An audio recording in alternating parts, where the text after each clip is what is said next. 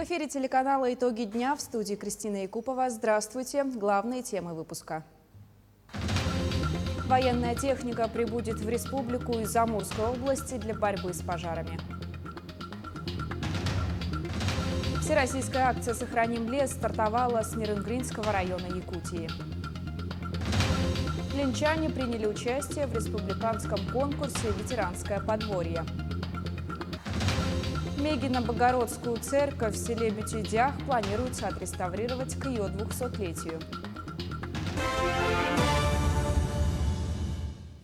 В Якутске потушен пожар на АЗС. В 14:47 в пожарно-спасательную службу поступило сообщение о возгорании на заправочной станции по улице Чернышевского. Огнеборцы прибыли на место через 3 минуты. В результате огнем повреждены бензоколонка и мотороллер. Пожар ликвидирован на площади 3 квадратных метра. Разлива не допущено. Причина, ущерб и виновные лица устанавливаются. Участие в тушении принимали 34 человека личного состава. Было задействовано 7 единиц техники. В Якутии действуют 43 лесных пожара. Проводятся работы по тушению 22 из них. В борьбе задействованы 1503 человека и 219 единиц техники. За текущие сутки ликвидировано 8 пожаров на площади более 44 тысяч гектаров. Локализовано 7 пожаров на площади более 736 тысяч гектаров. Для тушения, мониторинга обстановки и передислокации личного состава привлекалось 10 воздушных суден. Авиацией совершено 47 сбросов, слито 282 тонны воды. Передислоцировано 128 человек. Работы по тушению продолжаются на территории 11 районов. Угроз населенным пунктам и объектам экономики не отмечается. Военную технику доставят из Амурской области в Якутию для тушения лесных пожаров. Она будет задействована в Чурапчинском районе. Кроме того, сегодня планируется переброска 3 тракторов из Усть-Алданского горного районов и Якутска в Усть-Майский район, где действуют 13 очагов лесных пожаров, 1 локализован. Отмечается, что ранее из Якутска туда уже доставили гусеничную тракторную технику, 2 тонны груза и 20 человек личного состава. 15 тонн металлолома соберут волонтеры в поселке Тикси в рамках федерального экологического проекта «Чистая Арктика». На сбор съехались 7 представителей Всероссийского студенческого корпуса спасателей. Вместе с местными волонтерами ребята приведут в порядок морской порт Тикси и береговую линию залива Булункан. Также в рабочей поездке участвуют представители проектного офиса по комплексному развитию поселка Тикси до 2025 года. В ближайшие годы в районе планируют реализовать федеральные и республиканские программы и проекты. Таким образом, между Булунским районом и Северо-Восточным федеральным университетом будет заключено соглашение о сотрудничестве и открыт испытательный полигон научно-образовательного центра «Север. Территория устойчивого развития». Всероссийская акция «Сохраним лес-2021» в рамках национального проекта «Экология» стартовала в Нерюнгринском районе Якутии. Ее участники, волонтеры и местные жители высадили 10 тысяч саженцев сибирского кедра. Продолжит Екатерина Павлова. Восстановить леса после пожаров, снизить негативные последствия климатических изменений. Таковы задачи проведения акции. В выходной день нерюнгринцы на вахтовках отправились в урочище Налды, где в 2008-2009 годах бушевали лесные пожары. Самовосстановление тайги не произошло. А теперь, благодаря специалистам и добровольцам, здесь появится новый лес. Более 80% территории нашей республики – это леса. Это основное богатство нашей страны, нашей республики. И, конечно же, мы должны в ответ на климатические вызовы, которые сегодня преследуют из года в год не только нашу территорию, но и по всему миру можно это видеть, мы должны дать четкий, внятный ответ. Ответ наших людей. Это добровольцы, которые сегодня все вместе выходят, сажают деревья, восстанавливают лесопосадки. Это то богатство, которое мы должны сохранить нашим потомкам. Эта акция будет примером для всей Российской Федерации, для Республики Саха-Якутия. Не только надо переживать за лесные пожары, но и реальными делами надо восстанавливать леса. В рамках акции в Чульманском лесничестве на площади 3 гектар была подготовлена территория. Специальный бульдозер нарезал 26 полос, участников проинструктировали, выдали им саженцы и нехитрое технологическое приспособление «Сажальный меч Колесова», после чего работа закипела. Такие акции добрые тем хороши, что человек может присоединиться любой. Принимают участие здесь сегодня не только представители старшего поколения, но и молодежь, что отрадно очень. Надеемся, что хотя бы если не мы, то наши потомки будут наслаждаться чистым воздухом кедрового леса. Я приехал сюда со своим папой, и я сюда пришел садить деревья. Я считаю, что я делаю что-то во благо. Саженцы были предоставлены хабаровской компанией общества с ограниченной ответственностью «Растим лес», которые уверены в качестве посадочного материала и считают, что менее чем через 10 лет здесь будет настоящий кедровый бор. Через 10 лет приехать и посмотреть, что из этого всего получится. Ну а на самом деле действительно отрадно прикоснуться к вечному. Действительно 500 лет, да, когда садишь такое маленькое дерево и ожидаешь, что из него вырастет могучий лесной исполин, это великолепное чувство. И эти чувства великолепно нас объединяют. В нашем урочище Налда мы высаживаем первые саженцы, хотя здесь посадка леса началась еще 2 года назад по тендеру, который проводил лесхоз. Здесь присутствует компания, которая уже высадила более 30 гектаров леса. В Нерюнгринском районе это очень редкое дерево, его мало растет здесь. Но по мнению специалистов, уже первые саженцы, которые были высажены в прошлом году, они прижились. 150 энтузиастов за 4 часа посадили порядка 10 тысяч саженцев в Нерюнгринском районе. Завершатся посадки в рамках Всероссийской кампании по восстановлению лесов в ноябре. Всего в рамках акции планируется высадить 70 миллионов деревьев в 85 регионах страны. За 2 года проведения «Сохраним лес» было высажено более 82 миллионов деревьев, а акция стала по праву считаться одной из крупнейших экологических инициатив в России. Екатерина Павлова, Захар Головин, Нерюнгри. Перейдем к эпидобстановке. На сегодняшний день в республике выявлено 140 новых случаев коронавирусной инфекции. В Якутске 78 случаев, в Вилюйском, Мирнинском, Момском районах по 7 случаев, в Мегино-Кангаласском, Сунтарском районах по 6, в Нерюнгринском, Чурапчинском районах по 5 случаев. Еще в 10 районах зарегистрировали от 1 до 4 заболевших. Сегодня коечный фонд составляет уже 1830 коек. Кроме того, на сегодняшний день мы планируем расширение коечной сети на территории города Якутска, и она составит практически 1000 коек. Количество госпитализированных лиц, к сожалению, не уменьшается. 30% всего населения, которые зафиксировано заболевание, поступают на больничную койку. Нас очень беспокоит, что большее количество с каждым днем у нас поступает детского населения. Сегодня мы курируем уже почти 1000 детей, которые находятся в наших стационарах либо на амбулаторном лечении. Как отметила Елена Борисова, сегодня на территории региона увеличивается количество больных детей. В связи с этим Министерство здравоохранения призывает проходить иммунизацию. Вместе с тем на брифинге подчеркнули, что с началом учебного года пройдет ежегодная акция против гриппа. Также хотела бы обратить ваше внимание, что у нас приближается ситуация по гриппу. В нашу республику ожидается поставка вакцин от гриппа. И мы планируем с начала учебного года, как и в прошлом году, провести акцию по противогриппозной кампании именно в образовательных и дошкольных школьных учреждениях для детей.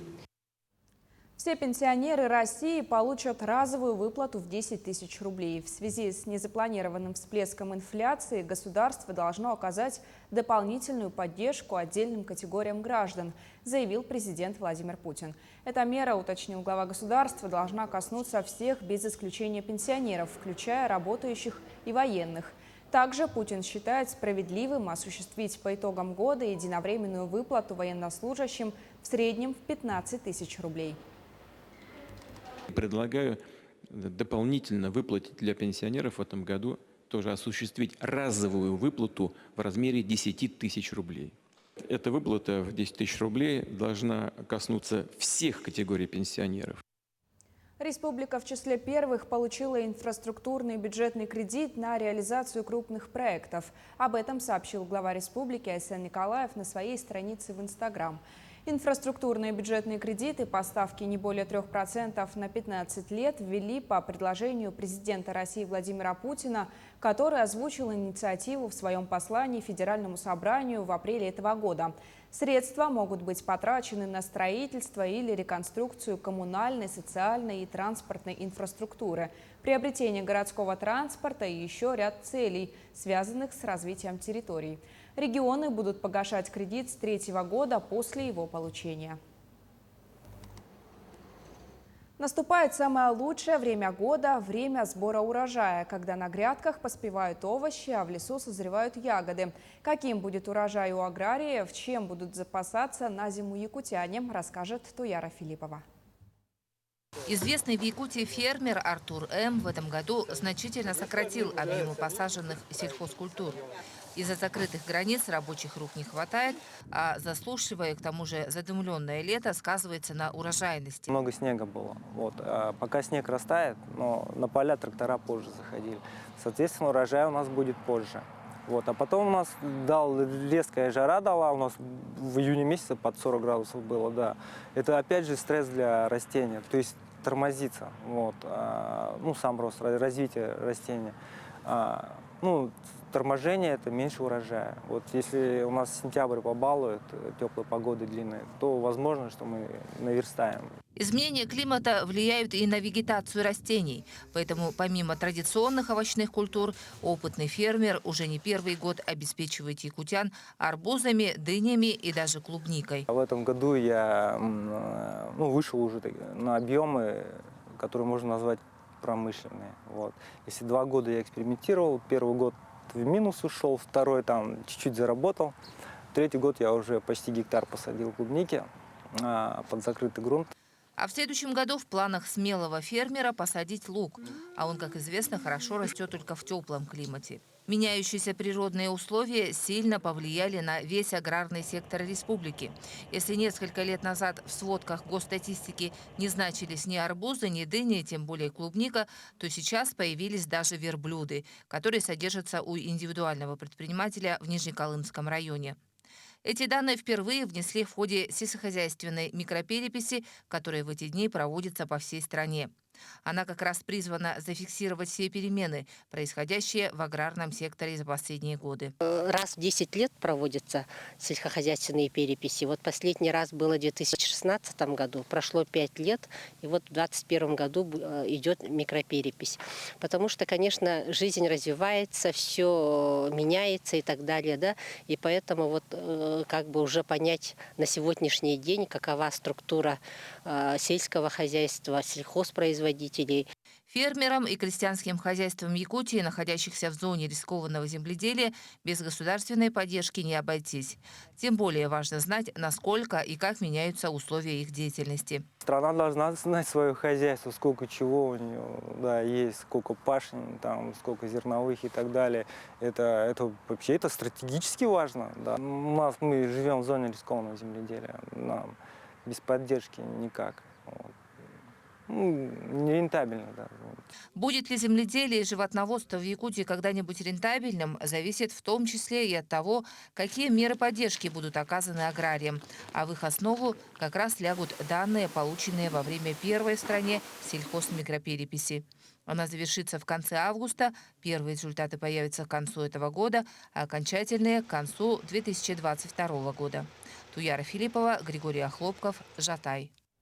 Ветераны Ленского района не перестают удивлять своим трудолюбием, творческим подходом и стремлением к совершенству. В очередной раз они стали участниками республиканского конкурса «Ветеранское подворье», который проводится 4-й год. Подробности в сюжете Анны Кожевниковой. Разбивают клумбы, строят теплицы, выращивают самые высокие подсолнухи, балуют внуков клубникой. Ветераны Ленского района без дела не сидят. Поэтому Совет ветеранов старается поощрять активистов. Один из способов – конкурсы. Например, на лучшее ветеранское подворье. С приходом на пост председателя Раисы Бараковой в нем стали принимать участие не только горожане, но и сельские жители. прошлый год у нас с Южной Нюи Кинслер Елена Яковлевна заняла 3-е место по республике. Представьте, сколько районов у нас. Мы не берем одних и тех же. Поэтому мы вот уже 3-й год подряд находим новых и подводим итоги отдельно по сельской местности и по городской. Понятно, нельзя сравнивать, потому что в деревнях там, знаете, больше даже держат и животных. Учитывается и архитектура дома, и наличие теплиц, растениеводства и животноводства, а также привлечение к труду младшего поколения. Например, как у Марии Николаевны. Ей на будущий год уже исполнится 90 лет. Без помощи детей не обойтись. Не только выращивают овощи, ягоды, цветы, но и разводят птиц. Например, в этом ветеранском подворье есть курочки. Семья Шестопаловых еще и годовщину новоселья не отметили, но работа кипит вовсю. Построили теплицу, отсыпали участок под огород. Теплицу рано затопили, была рассада, немножко продавала, кто желал, да.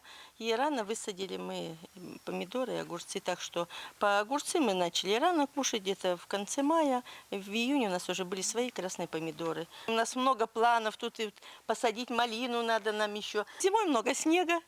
Сидеть некогда, скучать некогда, и страдать, и думать о болельщиках тоже некогда. В этом году среди городских участвуют 4 подворья. Видеоролики выслали Витим, Южная, Северная Нюя, Артанахара, Биченча. Победители получают сертификаты на приобретение товаров в магазинах ДНС и «Надежда». Без наград никто не остается. А лучшие подворья будут представлены на республиканском конкурсе. Анна Кожевникова, Виталий Андреев, Ленск. В Якутском медицинском колледже прошла торжественная церемония открытия мастерских по 4 компетенциям. В новом учебном году работу начнут оборудованные помещения на 36 рабочих мест для занятий по медицинскому и социальному уходу, лабораторному анализу, лечебной деятельности и ортопедической стоматологии. Денежные средства на подготовку мастерских колледж получил в итоге прохождения конкурсного отбора на предоставление гранта из федерального бюджета в рамках реализации программы образования. Так, для мастерских было приобретено свыше 200 единиц учебно-производственного и лабораторного оборудования на сумму более 14,5 миллионов рублей. Все приобретено, и наши лаборатории сейчас готовы 1 сентября принять наших студентов. Это новое. Первое новое, хочу сказать, что они дают студенту самостоятельно работать. То есть они автоматизированы, имеют обратную связь. Оценку дает компьютер и говорит, что правильно они делают, неправильно делают. То есть каждому студенту не надо подходить и объяснять, потому что сам компьютер или сам манекен оценку делает, что он справился или не справился. Мегино-Богородская церковь в селе Бютидях Мегино-Кангаласского района должна быть отреставрирована к своему 200-летнему юбилею в 2023 году. Об этом сообщил директор местного музейного комплекса Константин Родионов.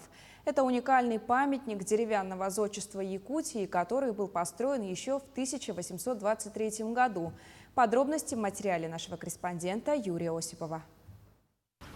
Внушительное здание Мегино-Богородской церкви возвышается в центре села Бютейдях. Построенный в 1823 году, памятник архитектуры и по сей день сохраняет свое величие. Высота храма 18 метров, а ширина 26. Все это время состояние и внешний вид церкви поддерживались силами местных жителей, которые называют ее своим достоянием. 3 этажа с колокольней. Это, например, 5-этажный каменный дом Якутска. И еще одна уникальность, что в 2-м этаже сохранилась фреска. Это единственная церковь, где сохранилась фреска, роспись от Урала до нашей Якутии. Здесь по-прежнему проводятся службы, но, правда, нерегулярно. Тем не менее, при храме есть и свой приход, более 30 человек. За годы существования церковь пережила множество периодов. В последнее время работал и был закрыт в 1930 году. Последний священник Николай Соловьев провел рождественскую службу и закрыл замок. Потом советская власть. И в годы колхозного строительства это был зерноскладом был. Потом годы, когда наша школа стала средней, здесь находился учебная трудовая мастерская, физзал даже был. И потом в самое последнее время, в 1967 году, год 50-летия октября, здесь открылся краеведческий музей. Мегино-Богородскую церковь планируется отреставрировать к ее 200-летию, то есть уже через 2 года. На сегодня подготовлена дорожная карта и разрабатывается план, по которому будут проводиться работы. Сложность своей конструкции и по своей масштабности внутренней и внешней отделки является одним из самых сложных, ценных и хорошо сохранившихся для своего времени.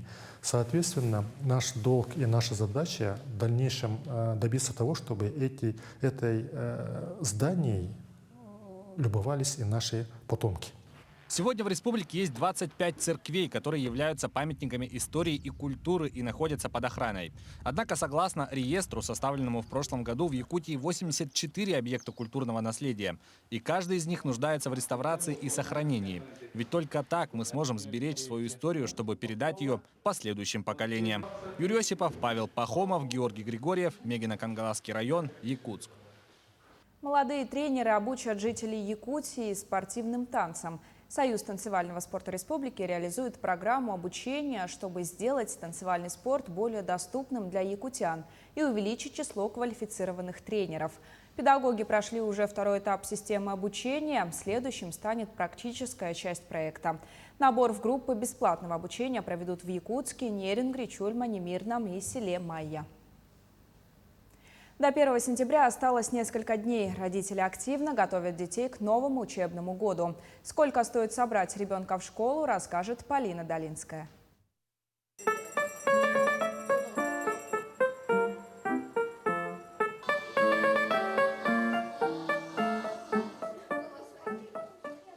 Не одно поколение знают песню «Учат в школе». И хотя Ольга Казанова уже давно не сидит за партой, 1 сентября по-прежнему вызывает у нее трогательные воспоминания о тех школьных годах. Тетради, ранцы, буквари, прилавки пестрят разнообразием товаров и цен. Например, когда старшего собирала сына,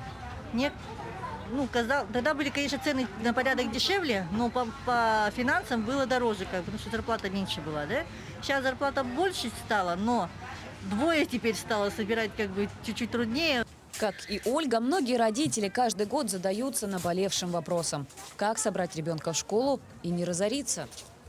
Для нового учебного года каждый родитель приобретает канцелярские принадлежности, школьную форму и сменную обувь, спортивный костюм и обувь для спорта, рабочие тетради по предметам, а иногда и учебники. И так получается. Траты на ученика с 1 по 4 классы обойдутся родителям около 15 тысяч рублей, в то время как на старшеклассника придется потратить почти 20 тысяч. На помощь приходят школьные ярмарки. Место, где можно приобрести все и сразу. Школьная ярмарка уже проходит 21 год. На Комсомольской площади она с 2009 года. Вот в таком большом масштабе проходит. Люди знают, что здесь можно приобрести сразу все в одном месте. Любой размер, любой фасон, рост, вес и так далее. Помимо этого, каждый год предприниматели протягивают руку помощи многодетным, малоимущим семьям, а также тем, кто попал в трудную жизненную ситуацию. Организаторы школьной ярмарки в этом году создали все условия для детей и их родителей. У нас уже 12-й год проходит акция «Собери ребенка в школу». Это предприниматели собирают детей, многодетных, малоимущих семей от комитета по делам несовершеннолетних, от мэрии. Нам поступают заявки, и мы индивидуально по размерчику и по костюмчику каждого ребенка от обуви до ранца собираем. До сентября остались считанные дни. Родители ответственно готовят детей в школу. Но из года в год цены на школьные товары растут, что не может не беспокоить родителей. Однако 1 сентября – это главный праздник для каждого ученика. Поэтому родные делают все, чтобы 1 сентября было радостным и счастливым моментом. Полина Долинская, Артем Алексеев, Якутск. На этом выпуск подошел к концу. Наши корреспонденты продолжают следить за развитием событий. Еще больше информации на наших сайтах. До встречи в эфире.